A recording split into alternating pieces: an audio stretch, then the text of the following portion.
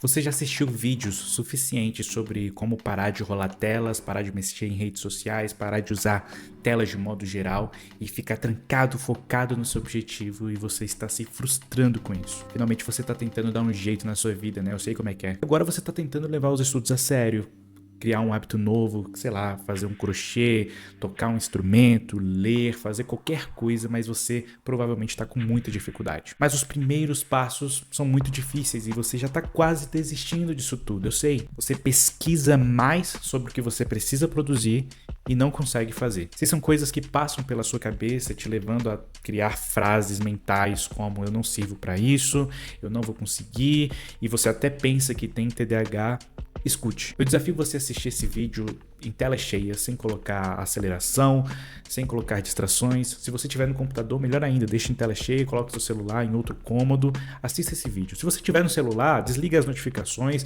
mas foca aqui, vamos trabalhar isso aqui junto. Eu sei que é difícil, eu sei. Eu sou psicólogo clínico e divulgador científico, mas hoje eu quero falar um pouco da minha experiência sobre telas, é uma coisa que eu tenho pesquisado bastante também, mas eu não vou me ater a fatos científicos aqui necessariamente, eu vou falar um pouco da minha experiência, como já havia dito. E dentro da minha experiência, obviamente, ela vai se respaldar em textos, etc. Mas eu não quero te encher de dados agora. Isso é um trabalho para outro vídeo. De um tempo para cá, eu tenho atendido diversos pacientes que falam sobre as suas demandas porque não conseguem reter mais atenção, não conseguem parar de olhar o celular. Eles têm uma diferença entre querer e gostar, que é nítido, que eu consigo perceber a sua prevalência na clínica, né? Estar na clínica, estar atuando com diversas pessoas que têm esse tipo de dificuldade, nos faz abrir alguns olhos além dos fatos científicos, né? Porque em níveis de amostragem a gente não consegue pegar tudo e não tem diversos estudos bem robustos e bons em relação a isso. Mas eu queria que a minha experiência trouxesse um pouco de aprendizagem para nós. É fato que as pessoas têm perdido a sua atenção. O tempo que elas conseguem reter a atenção tem diminuído com o passar do tempo. É só você pensar, sei lá, 10, 5, antes da pandemia, depois da pandemia, há um tempo atrás você pode ter percebido que a sua capacidade de ficar concentrado em algo tenha diminuído. Pode ser que você tenha percebido que, sei lá, no último filme que você assistiu, você você começou a pegar no celular, coisa que seria um absurdo há um tempo atrás. Como é que você assiste um filme e ainda fica pegando no celular? Nós temos uma cultura de multitasking, né? De multitarefas, de pegar, fazer diversas coisas ao mesmo tempo. E somos condicionados a isso. Você não tem culpa de ter nascido nessa geração, você não tem culpa da tecnologia e as redes sociais estarem tão presentes na nossa vida de uma forma que não conseguimos nos desvencilhar disso. Você não tem culpa, mas você sofre condicionamentos, você fica ali à mercê dessas estruturas que te cobram cada vez mais a atenção e você fica ali desperdiçando dopamina barata nessas atividades. Então é muito importante você entender isso. Um outro ponto é que as multitarefas, ou seja, fazer várias coisas ao mesmo tempo, acontecem há muito tempo, né? E só um fato, uma curiosidade interessante é que mulheres, de forma geral, elas tendem a focar em mais tarefas, não porque ela tem essa capacidade desenvolvida, apesar delas pensarem que essa é uma capacidade das mulheres. Não, a mulher consegue focar em várias coisas ao mesmo tempo. Eu já ouvi essas frases. Mas não, elas são condicionadas, elas teve que cuidar dos filhos, da casa, etc. Então teve que fazer diversas tarefas ao mesmo tempo. E hoje nós também temos que fazer diversas tarefas ao mesmo tempo, porque nós precisamos fazer o nosso trabalho, nós precisamos responder as mensagens, nós precisamos olhar o e-mail, nós precisamos ter um descanso breve ali, então nós não temos tempo para ociosidade. O ócio é muito importante. Ficar sem fazer nada é muito importante, não é vagabundagem, tá? Isso é muito interessante porque as pessoas colocam um aspecto moral sobre o ócio, né, que não deve ter. As pessoas pensam que performar, fazer diversas coisas e ir bem em níveis de performance, ela precisa necessariamente estar vidrada em muitas coisas, em vários estímulos ao mesmo tempo, ou não ter tempo para descansar. Só que nós aprendemos, você pode até escutar um podcast que eu falei sobre memória e aprendizagem. Nós temos fases para a consolidação de uma nova aprendizagem. Seja uma aprendizagem de uma matéria que você está estudando, você está lendo, está escrevendo, etc. Tanto isso conta como, por exemplo, você criar um novo hábito. Fazer um crochê, aprender um instrumento novo. Você precisa de treinamento, repetição, obviamente, mas você também necessita de consolidação. E a consolidação é uma fase que nós não estamos usufruindo muito bem. desse recurso que nós temos naturalmente. E o que é isso? Quando nós dormimos bem, por exemplo, nós potencializamos a capacidade de consolidar essas memórias. Quando, por exemplo, também nós ficamos sem fazer nada, algumas redes como a Default Mode Network, algumas redes relacionadas à atenção, à criatividade, começam a trabalhar quando estamos sem fazer nada, e essa memória começa a ser trabalhada nesses períodos também. Então, o que isso significa? Que quando não aproveitamos e gerenciamos bem o nosso tempo, no sentido de ficar sem fazer nada, de cuidar da nossa saúde, fazer atividade física, etc., nós perdemos mais ainda a capacidade de consolidar, de formar um novo hábito, de formar uma nova memória e de formar uma nova aprendizagem. Né? E as redes sociais, eu acredito, não tem dados mostrando isso, mas eu acredito piamente, com base em algumas estruturas lógicas e os estudos que eu já vi, que as redes sociais estão cooptando a nossa atenção. Então, nós não ficamos mais ociosos, nós sempre temos uma dopamina barata ali para cooptar a nossa atenção. E o termo dopamina aqui na internet já ficou um termo escasso, né? Na verdade, um termo que está sendo utilizado de qualquer jeito, de qualquer forma, né? Mas nós aprendemos a ser máquinas. Máquinas tanto para a criação de conteúdo, porque nós necessitamos hoje mais ainda da internet para alavancar nossas empresas, para estar presente nas redes sociais. E as redes sociais têm um fenômeno, por exemplo, de fear of missing out. Um fenômeno de uma ansiedade relacionada às redes sociais. Você fica ansioso porque você pensa que está perdendo algo, não estando dentro das redes sociais. Esse é um fenômeno já bem observado dentro das redes sociais. O FOMO, né? Fear of Missing Out. E cara, isso quer dizer o quê? Que nós desenvolvemos capacidades e estruturas de ansiedade relacionado a estar fora da rede social. Ou seja, estar fora, não estar mexendo no celular, rolando feed, etc., faz pensarmos que estamos perdidos. E esse sentimento de estar perdido, ele é ruim e danoso. O cérebro interpreta como ruim e danoso. E quando ele tem algo que é interpretado como ruim e danoso, ele vai desencadear sistema de luta ou fuga. Você vai verificar a sua capacidade, a sua rede dorsal da atenção ali, vai detectar que tem uma incongruência no ambiente e você precisa voltar para as redes sociais. Tá errado isso aqui tá errado, vamos voltar para a rede social, Marcos, vamos lá, pega estímulo. O cérebro fica correndo por estímulo, o cérebro fica ansioso por estímulo. Então, perceba, qual foi a última vez que tu tirou um dia pra realmente ficar sem fazer nada? Sem fazer nada que eu falo não é ficar parado em cima da cama, em cima do sofá, sem se movimentar, não. É sem requerer estímulos visuais, sensoriais, estímulos auditivos que vão requerer a nossa atenção. Quando foi a última vez que você fez isso? Que você se concentrou no filme sem ficar mexendo no celular?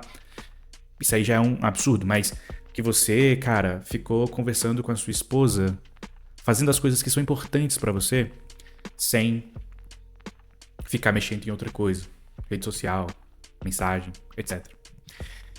E a gente pensa que tem essa necessidade. Cara, não tem ninguém te mandando mensagem. A não ser que você seja muito atarefado e você tenha muitas pessoas ali que precisa responder. E as pessoas realmente fazem isso. Mas por vezes, não tem ninguém, não tem nada. É que você não percebe. Às vezes você tá com um alerta tão grande que precisa realmente estar ali nas redes sociais, online, que você pensa que essa necessidade vai se transformar na sua rotina, né? Mas eu já fiz isso, cara. Eu já tirei um dia eu fiquei um tempão sem mexer em redes sociais, até o WhatsApp, que hoje é importante, a gente tá sempre verificando lá.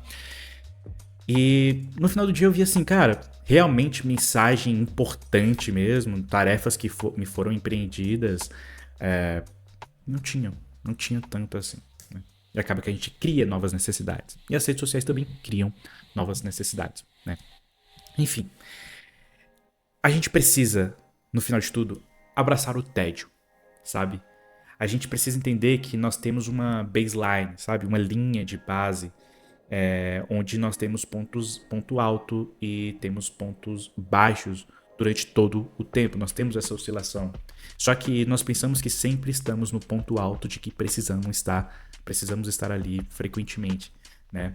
E estar ali significa que você precisa ter um tipo de comportamento específico, que é a sua atenção, ela só pode ter um tempo curto. Você precisa de um estímulo rápido, eficaz e que te deixe super motivado, né?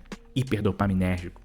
E isso é muito complicado. A gente cria uma espécie de playlist, sabe? A gente tem um estímulo ali que a gente consegue alcançar nas redes sociais, sei lá, ver um Reels, um YouTube Short, e você já precisa ver o estímulo que está embaixo, e precisa ver o que está embaixo, e dali você começa a encaminhar para outro lugar, percebe que você começa a criar novas necessidades, e essas necessidades, com o passar do tempo, se acumulam e elas fazem a gente perder o tempo de coisas que são importantes. E a resposta óbvia para tudo isso é fazer o oposto. Eu sei, é muito difícil, mas a gente precisa baixar essa linha de base. Não é acabar com os estímulos. A gente mexe nas redes sociais por função e não por tempo. Você não chega no celular, não vou ficar mexendo no celular 1 hora por dia. Não, cara, isso não funciona geralmente. Não funciona. A gente mexe por função, porque aquilo ali nos dá um retorno imediato, por exemplo, né? Então a gente sempre vai passando a criar uma dependência de picos rápidos de dopamina, e a gente precisa abraçar o tédio. Nem que você faça pequenas pausas para o tédio, mas o tédio precisa ser o seu grande companheiro a partir de agora. Eu sei, isso não vai servir para todo mundo, não vai funcionar com todo mundo. Não se sinta mal porque você não está conseguindo abraçar o tédio, por exemplo. Não é um protocolo universal aqui, vai depender de pessoa para pessoa, só que eu acredito que, devido à minha experiência e alguns estudos que eu já li, e eu me dedico a essa área, eu acredito que pode ter algum tipo de vantagem para muitas pessoas, né? Se você é essa pessoa, teste. Não faz sentido você jogar tudo fora, né? Teste, pelo menos. E também não pessoalize isso. Pense que o seu desempenho, se ele for ruim nessas coisas, que você está fadado a fracasso. Procure ajuda profissional, tá? Mas enfim, eu não vou ficar me explicando aqui. Você precisa tornar, então, o seu telefone, o seu celular chato. Telefone é um termo antigo, né? É um termo muito antigo, né? Transforme seu celular em algo muito chato, né? E fazer coisas chatas é muito interessante, né? Construir hábitos chatos é muito difícil, né? Então, tornar o celular uma atividade chata significa: eu tenho uma necessidade emocional, eu tenho uma necessidade para estar mexendo no celular, só que ele não vai me servir para essa função. Ele vai me servir para funções específicas, como não vou rolar o Reels, eu vou entrar no Instagram só se for para ver a caixa de mensagens, a DM. Eu vou entrar no WhatsApp só se for para responder tais e tais pessoas, porque é muito importante para o meu trabalho, né? Então, eu não tô falando para você fazer exatamente isso, né? Pode ser que você faça, tô nem aí. O que eu tô falando é: tenha critérios para mexer nas suas redes sociais. Tem critérios. Pare de seguir pessoas ali que você sabe que você está perdendo tempo. Siga, sei lá, divulgadores científicos. Me siga, se inscreva nesse canal aí agora. Pô, vai receber a próxima notificação. Eu faço live toda semana com algum convidado especial sobre ciência. Você aprende algo, pelo menos.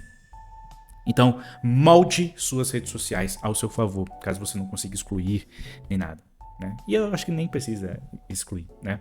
Desligue suas notificações também, que vai ser algo muito importante. Às vezes a gente pensa que as redes sociais por si só é o que vai ser o vilão na nossa vida. Nós temos estudos mostrando que a simples presença de um aparelho em um local que nós precisamos nos concentrar em uma outra tarefa, ele vai nos desconcentrar. Além do simples aparelho estar presente ali, ou seja, o celular estar presente no local que eu estou estudando, por exemplo, que eu estou fazendo crochê, que eu estou assistindo filme, as notificações atrapalham também. E não atrapalham só você. Atrapalham todos aqueles que estão no ambiente. A simples presença do aparelho. A simples presença. Isso já tem estudos mostrando, né? Então você precisa fazer meio que uma limpeza do ambiente. Então, uma limpeza. Você coloca velhinha, piada ruim. Você precisa tirar o máximo de estímulos possível daquele ambiente. É difícil. Mas se dedique pelo menos aos primeiros, 5 minutos sem a presença daquele aparelho ali. Só esses 5 minutos. Se tiver necessidade, aguarda passar esse tempo se concentrando naquela atividade, vai lá e busca o aparelho e tente novamente, tente. Você precisa realmente tentar. que é a tentativa exaustiva que vai levar a essa, sei lá, essa melhor performance, provavelmente, né? Tudo é em termos de probabilidade aqui, não quer dizer que se você fizer isso, vai acontecer. Cara, e assim como para criar hábitos novos você precisa de constante contato com aquilo, para retirar hábitos ruins você também precisa estar afastado o máximo possível daquilo, para você ver sua capacidade resiliente de resistir àquele celular, aquelas coisas, né? A simples presença física desses objetos vão capturar a nossa atenção, né?